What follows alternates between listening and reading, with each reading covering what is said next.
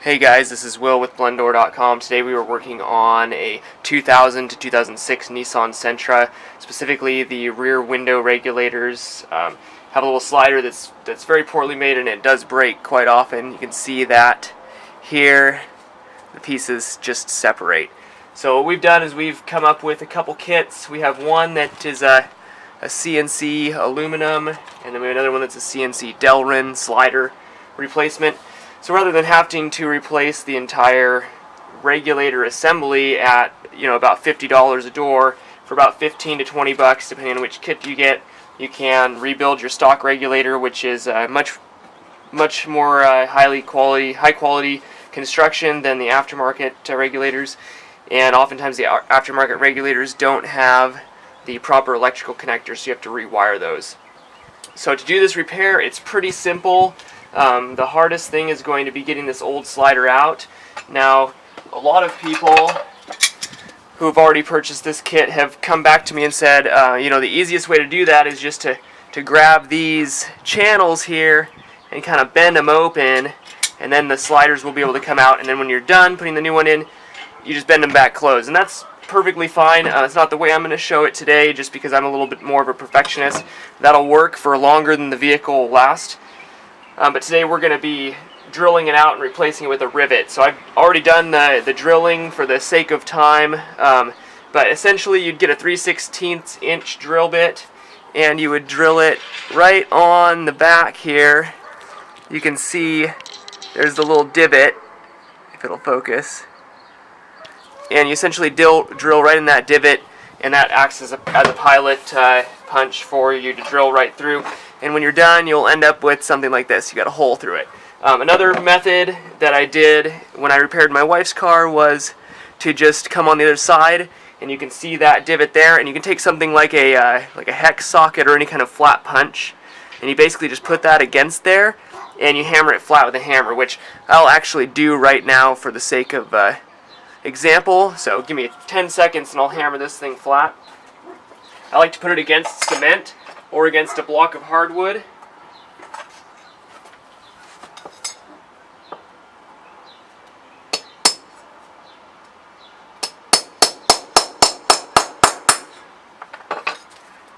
And there you can see it is flattened.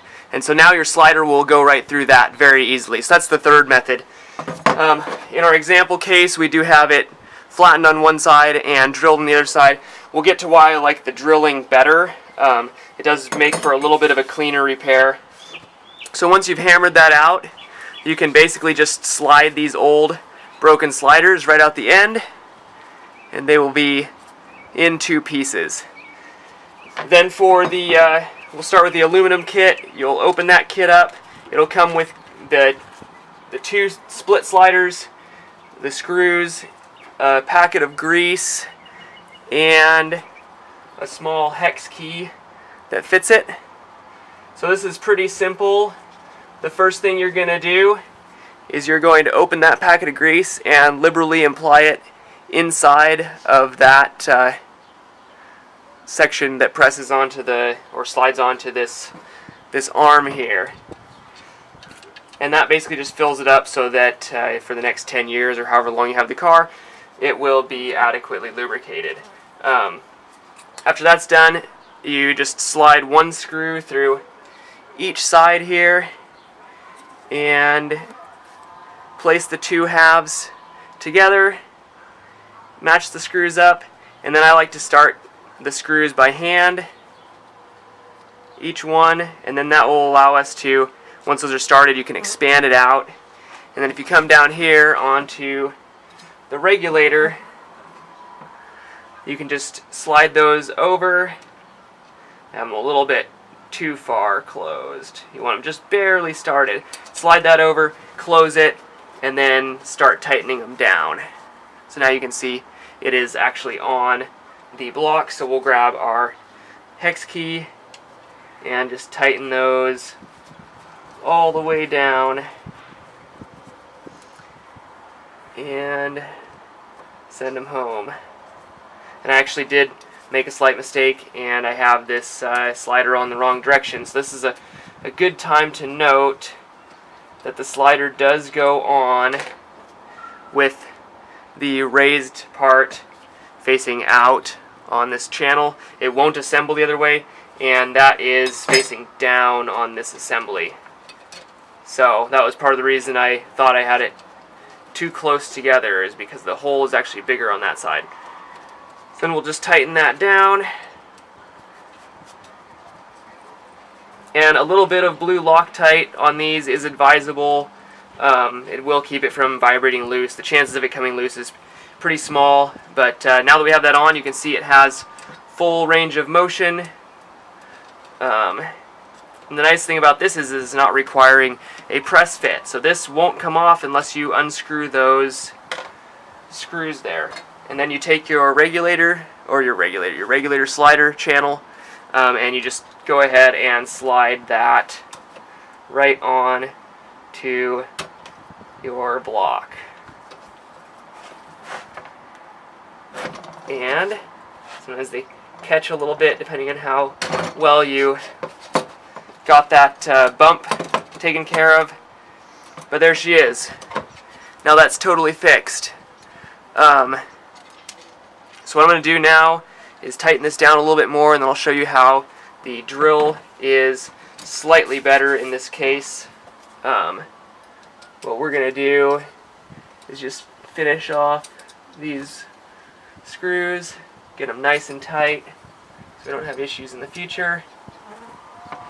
And now I chose a 3/16 inch drill bit because I've got a 3/16 inch pop rivet, and so I can actually retain this slider close to how it was at the factory by just putting that pop rivet through, holding it flush against, and giving it a little pull, and there it is.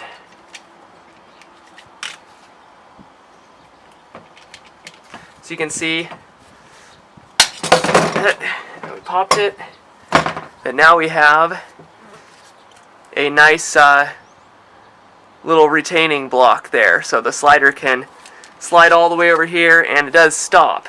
And that is the advantage of drilling a hole through, is you can put something like this pop rivet or a zip tie or a variety of other, a small screw with a nut, that type of thing.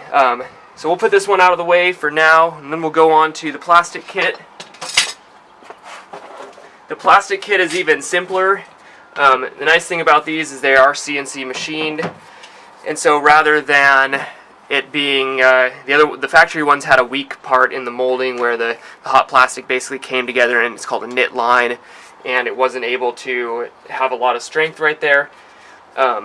And so we ran into issues like we saw in the factory one where it just cracked off. These ones are CNC machined, and they're opened up a little bit in the center, so you don't always have the forces of a press fit. So it basically slides over, and then there's no residual force. So with this one, same thing, tear open your packet of grease and just generously apply it inside of this cavity so that it's full of grease. Then you take it with again the raised side down, put it onto the little knob, and then grab a pair of channel locks, open them up so they're about the right size so that when they close it'll be on, and put that against, and then just start pressing, and it should pop right on with a little bit of pressure, and there it is. And so this one is a little bit of a tighter fit, but again, there's no residual stress. And so then your other slider or channel, this is the one we pounded out earlier, will then slide right onto this plastic piece. I'm not going to do it because I'm not actually rebuilding this regulator at this point. I'm actually going to put a CNC aluminum in that one and then let these go on Craigslist to someone who needs them. So that's really all there is to it. There will be a link in the description where you can buy this kit from Amazon Prime, eBay, and my own web store. So if you like it, give us a thumbs up and go to the link and purchase the kit. Save yourself a little bit of money, hassle, and never have to think about this one again. So thanks guys, catch you next time.